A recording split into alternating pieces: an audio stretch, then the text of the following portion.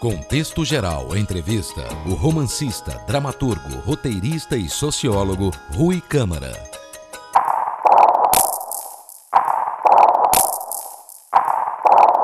Comecei a minha vida profissional como técnico de lubrificação, trabalhei na Texaco, em multinacionais como a Petrobras.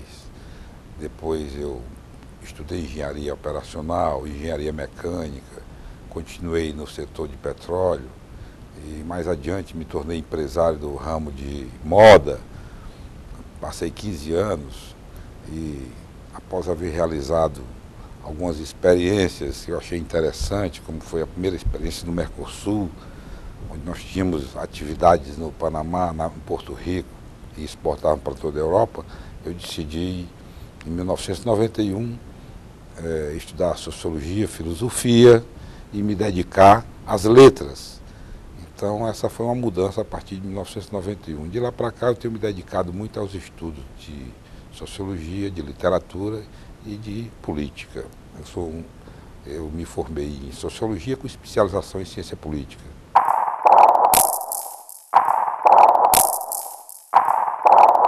Eu nasci em Recife por um acidente de percurso. Meu pai casou com a minha mãe em circunstâncias que não eram muito aprovadas numa época e tiveram que fugir para Recife. Lá nasceram eu e minha irmã, Lúcia, que mora nos Estados Unidos. E logo com uns 2 anos de idade nós voltamos para o Ceará, onde nós somos toda a família Câmara, que é do sertão central do Ceará, Xeramubim, e também de Tauá, é a família Câmara, o núcleo da família Câmara, e é a família Teixeira, que é ali do Triângulo das Plumas, do algodão, Iguatu, Acopiara.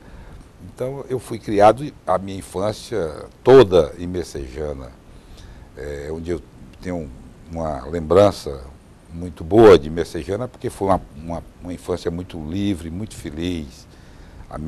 Aquela lagoa de Messejana me traz ainda muitas recordações. Todos os dias eu nadava, atravessava aquela lagoa ida e volta, todos os dias eu fazia isso. Então Messejana está no meu coração, está na minha memória. Até hoje a literatura, o que eu escrevo, aquela vivência toda, está ali. Não sei se tem alguma coisa a ver também com o espectro do maior escritor do Ceará de todos os tempos, que é o José de Alencar, né? O pai do romance brasileiro, fundador da Academia Brasileira de Letras, que também morou ali. E isso, de alguma forma, me deixa muito vinculado também à literatura, porque foi uma das primeiras literaturas que eu li, foi José de Alencar.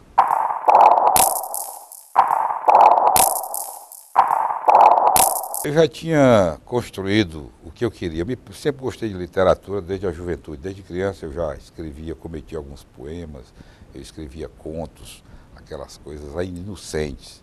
Eu sempre tinha o sonho de me tornar escritor, mas não tinha as condições materiais que me garantissem no futuro uma condição mais tranquila de viver, com mais tranquilidade. E eu também construí uma família grande e com muito jovem. Eu casei a primeira vez com 24 anos, eu era um rapazinho, né? Então eu tinha que suster minha família, uns 4 filhos, e eu me preparei para dar uma parada aos 40 anos. Realmente eu me preparei para isso. Então, aos 40 anos, eu decidi, anunciei para toda a minha família que iria abdicar de toda os meus negócios. Eu ia largar as atividades empresariais, esse que chama-se o mundo prático, e ia me dedicar àquilo que realmente me apraz e que me dá muito prazer, é ler, escrever e refletir, e pensar até pela parte que não pensa. Esse era o meu propósito. E de fato eu consegui, aos 40 anos, fazer essa ruptura de trajetória e seguir pelo caminho da literatura, que eu acho o caminho mais seguro para mim, mais livre, onde eu me expresso com mais autarcia.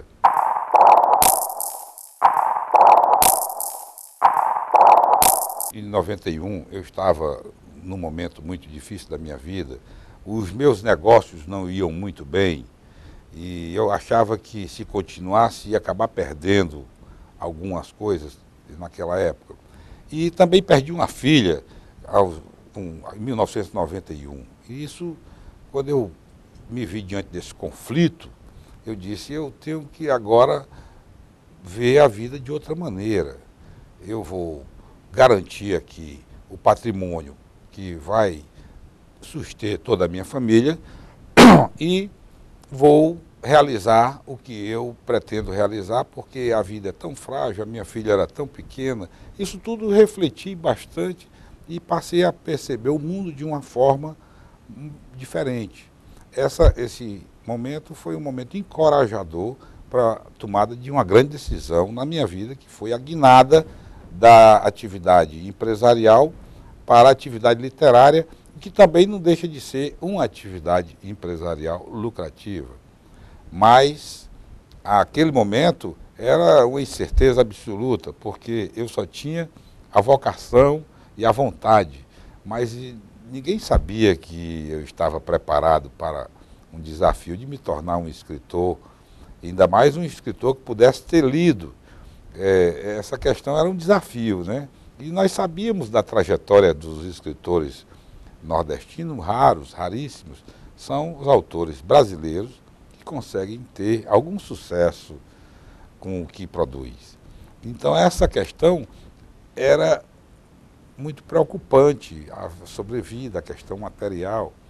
Isso talvez seja hoje, na vida prática de todas as pessoas que trabalham no mundo artístico, a questão o fato complicador, a sobreviver à custa do próprio talento.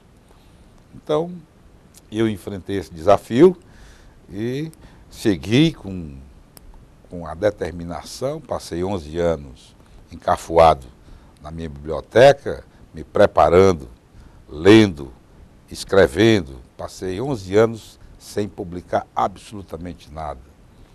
E escrevi bastante.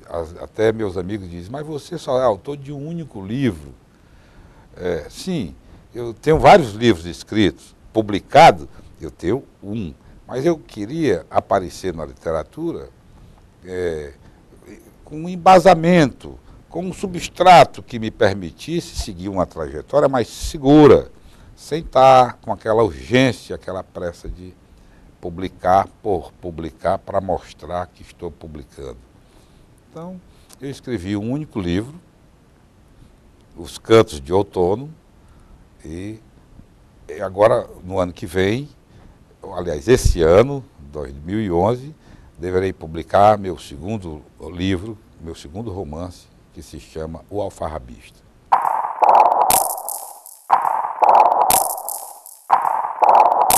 Eu tenho muitos referentes na literatura. Eu ainda estou na idade média da literatura. Eu ainda estou lendo o Tirante Loblan, eu ainda estou lendo o Cervantes, Miguel de Cervantes, eu ainda estou lendo o Gil Vicente. E nos autores mais contemporâneos, assim os que eu tenho um verdadeiro apreço e admiração, estão vultos como o próprio José de Alencar, aqui conterrâneo meu, do Ceará nosso. Na América Latina, eu aprecio a literatura do Mário Vargas Llosa e, sobretudo, a posição política dele, de muita coerência e muita firmeza. E do outro lado, eu também aprecio, contraditoriamente, o Garcia Marques, autor de obras monumentais, e o José Saramago, que faleceu recentemente, que inclusive era meu correspondente. Eu tenho muito apreço pela literatura do Saramago, não pelas posições políticas dele, mas pela literatura dele.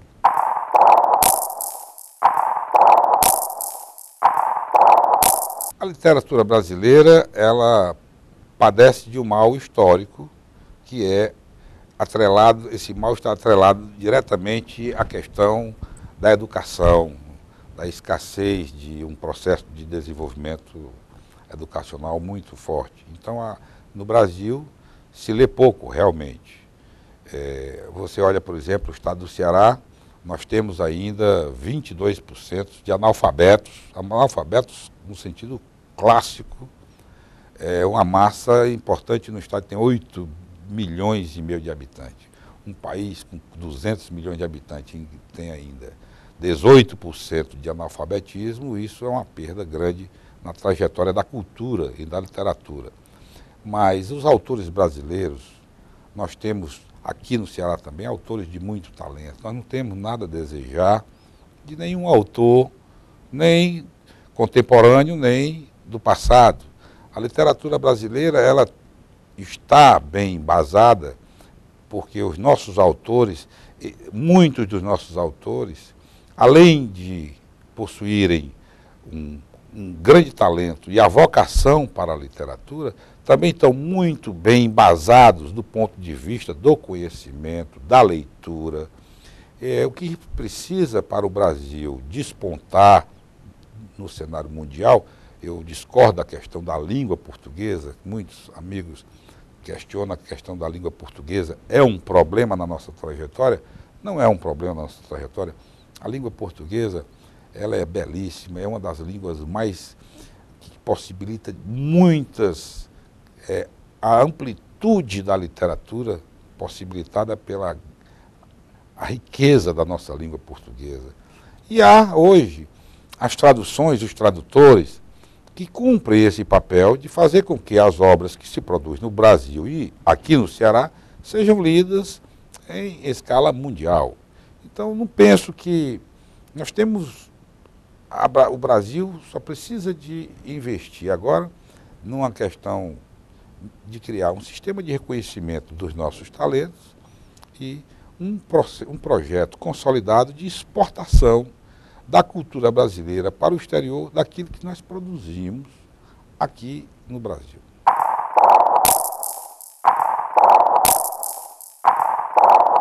A vaidade é uma coisa que não é aquela vaidade que pode se deixar para descambar para o campo da arrogância. É a vaidade daquilo que você, com tanta luta, você conquistou à custa do seu próprio trabalho. É o reconhecimento do seu talento. Não digo nem que é vaidade, mas é uma satisfação interior muito agradável que todo autor, todo realizador, todo criador haverá de sentir quando ele consegue êxito naquilo que, às duras penas, ele conseguiu conquistar. Não é nada demais, é uma atitude puramente humana. Eu tenho a satisfação e tive a sorte de ter, no meu primeiro romance, uma trajetória percorrida que a grande maioria dos autores latino-americanos não conseguem. Por quê? Porque eu me preparei. Eu estava focado no meu negócio, que é a literatura, é a minha cachaça, é o campo onde eu me expresso, onde eu emudeço também. Então eu busquei dar o melhor de mim naquele primeiro livro, que é Os Cantos de Outono. O livro teve a sorte de ganhar os prêmios nacionais importantes. O livro teve a sorte de cair nas graças dos agentes internacionais e esses agentes cuidaram das traduções. Nós fizemos acordos internacionais com editores de relevância universal.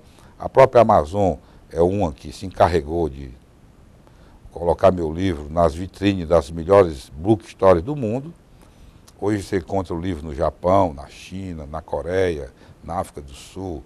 Você encontra o meu livro hoje em 30 países de língua inglesa, em 2 países ou 3 de língua francesa, em língua portuguesa apenas 2, em língua espanhola você entra aí para 22 países, toda a América Latina e a parte da banda hispânica do mundo está também, tem acesso ao livro e já tem esse caminho percorrido.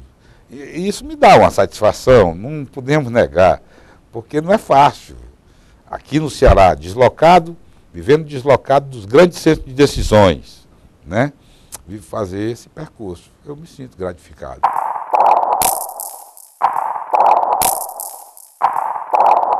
Eu tenho uma leitura, uma visão acerca do povo brasileiro que também tem uma certa influência com o que eu vivo, o que eu percebo, mas historicamente na literatura, do que eu li em Euclides da Cunha, do que eu li do meu professor Darcy Ribeiro e também dos romancistas que tematizaram essa questão os nordestinos como Graciliano, o próprio José de Alencar e agora o baiano João Baldo Ribeiro. Então eu li toda essa literatura. Mas eu também viajo muito, eu conheço o Brasil inteiro. Eu conheço a Amazônia, conheço de navegar pelo Rio até o Acre, eu conheço até a banda do outro lado da fronteira brasileira e conheço até o Rio Grande do Sul. Então eu tenho viajado muito ao Brasil, já sou uma pessoa, uns 50, tive essa oportunidade de conhecer o Brasil inteiro. E o povo brasileiro é um povo excepcional, um povo ordeiro, um povo calmo. Essa calma também precisa ser, às vezes, atiçada para que as pessoas acordem para o dia a dia.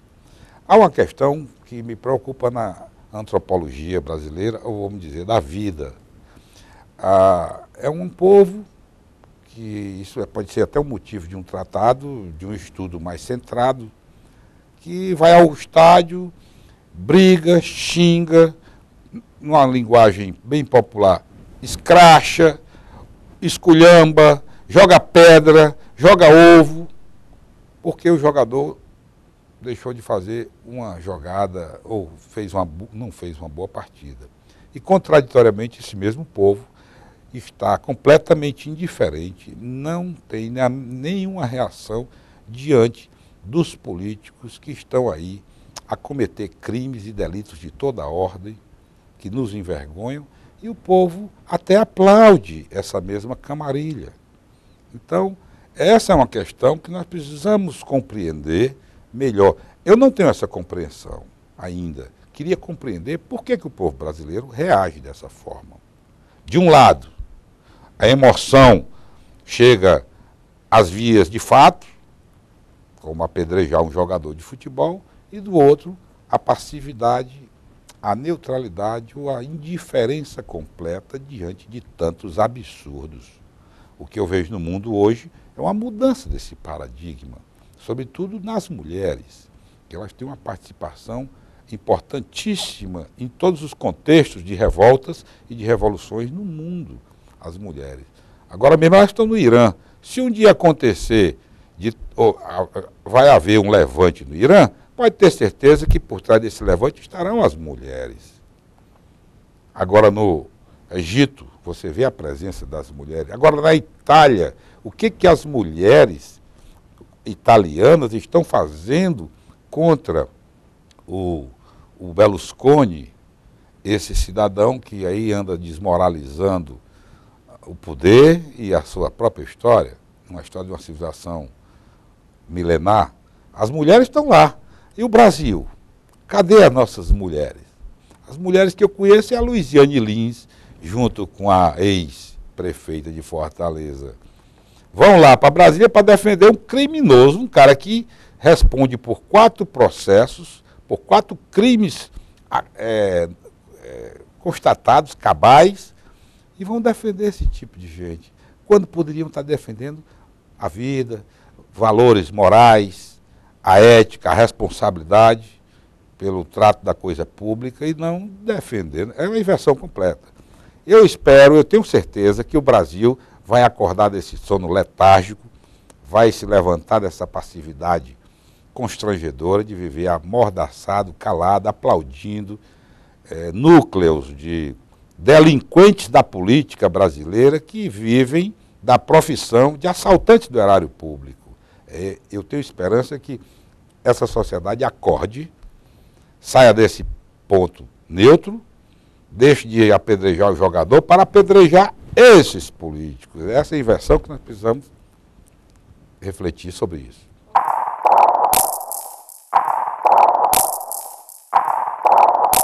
Eu sou um democrata por convicção.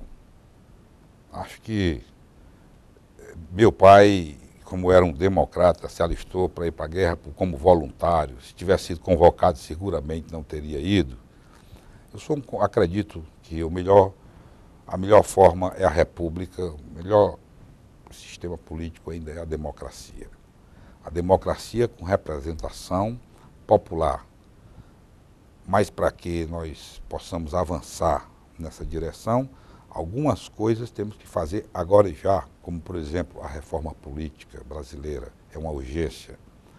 Eu sou um homem que tenho convicções políticas muito firmes e hoje, modéstia à parte, a minha posição política é de completa independência em relação aos partidos políticos e em relação também à possibilidade de ser cooptado por governos ou autoridades que representam hoje o que tem o poder de decisão.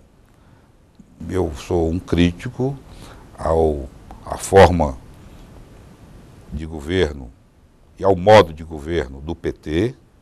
Hoje eu sou um crítico em relação à oligarquia Ferreira Gomes, que está instalada no Ceará já há alguns anos, e sou um crítico ferrenho à gestão, ao exemplo de má gestão da prefeita Luiziane Lins, de Fortaleza.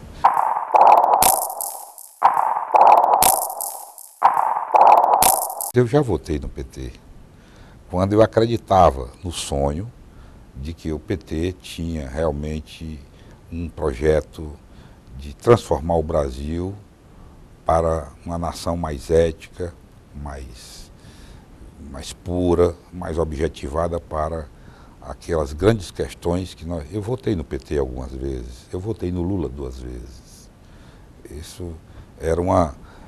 Eu tenho a parte de culpa nesse caminho aí. Mas o PT se transformou num partido muito pragmático e programático, e objetivando nada além do poder. O PT se transformou na grande fraude ideológica da América Latina, e isso decepcionou muito as pessoas, inclusive da esquerda, como o professor Hélio Bicudo, que é um dos fundadores do partido, que não anda a mais um passo com o partido. Por quê? O partido foi invadido por bandidos de carteirinha.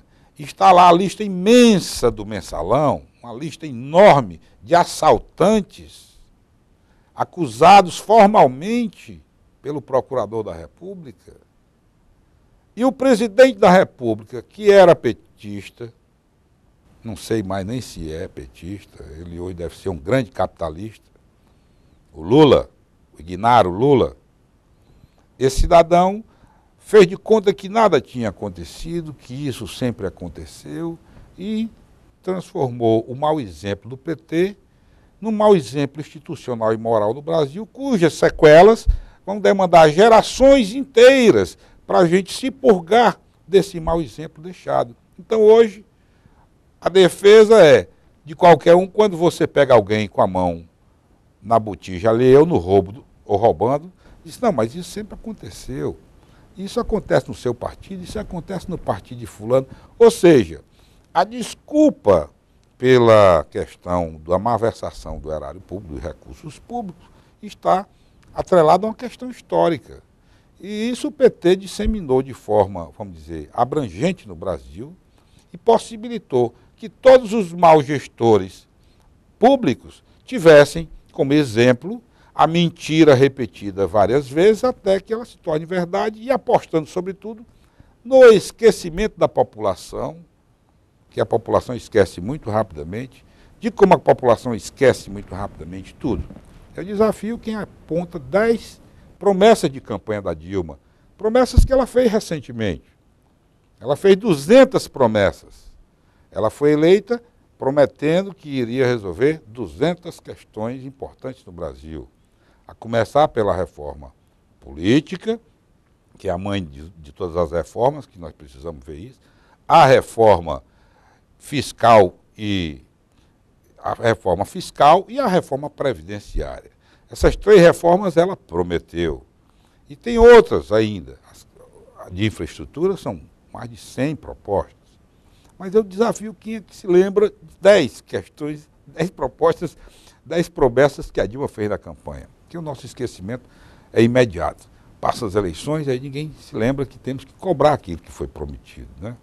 Então o PT é um partido hoje que precisa se reestruturar na questão ética e moral, exemplificando. Eu até acredito que a Dilma pode dar uma contribuição muito grande nessa mudança. Ela já começou a fazer um pouco diferente daquele populismo do apedeuta Lula, que era não trabalhava, era o dia inteiro procurando homenagens para si próprio, ou uma forma de aparecer em público, criando estardalhaços, o excesso de visibilidade. Ela não, já partiu para uma outra linha, orientada pelo marqueteiro que ela tem, que é muito bom, e já está reclusa no gabinete, está trabalhando até a sexta-feira de tarde, já não está precisando dar tanta satisfação à imprensa do que faz, e vamos aguardar mais um pouco para fazermos uma avaliação, de fato, se ela vai ter coragem de enfrentar os leões dentro da toca para fazer a reforma política que o Brasil tanto precisa. Não é possível nós convivermos hoje com um sistema político em que você vota numa dada pessoa e acaba elegendo 2 ou 3 que não mereceram o voto. Nós não podemos consentir um sistema político em que garante a reeleição, ou seja, o governante assume hoje já pensando na possibilidade de ter 8 anos. Ele não percebe que ele tem 4 anos para realizar, pensando já na reeleição. Pensando já na reeleição. Todas as demandas políticas já são programadas para a reeleição. Então ele perde a pressa e a urgência de realizar naquele mandato. A prova aqui no Ceará está vista na gestão da Luiziane e agora estamos testando pela segunda vez na gestão do governador Cid Gomes. Então, a urgência e a pressa é extraviada. E a reeleição tornou-se no Brasil o instrumento de corrupção mais perverso que nós temos notícia recente, na história recente do Brasil. Por quê? Porque quem está com a caneta, que vai se reeleger, já desequilibra o processo político na medida em que ele tem a caneta para liberar orçamentos. A democracia, o equilíbrio das forças, que é o princípio básico, fundante da democracia, já aí está à margem, porque você vai disputar com alguém que tem o poder de cooptação de todo um parlamento, tem verba suficiente para comprar consciências, tanto dos parlamentares quanto da população mais ignara da civilização que nós temos hoje no estado do Ceará, porque se deixa vender por uma besteira, por qualquer coisa. Continua ainda naquela velha e tradicional dependência. Então, a reeleição é nociva porque exemplifica mal também o governo quando ele não cumpre. E aí ele vai reprometer aquilo que já havia prometido e novamente não vai cumprir, como nós estamos vendo cristalinamente na gestão da prefeita Luiziane Lins aqui em Fortaleza, na má gestão dela. Prometeu, descumpriu, reprometeu, está novamente descumprindo, e não sei o que é que a população de Fortaleza ainda espera da senhora prefeita Luiziane Lins.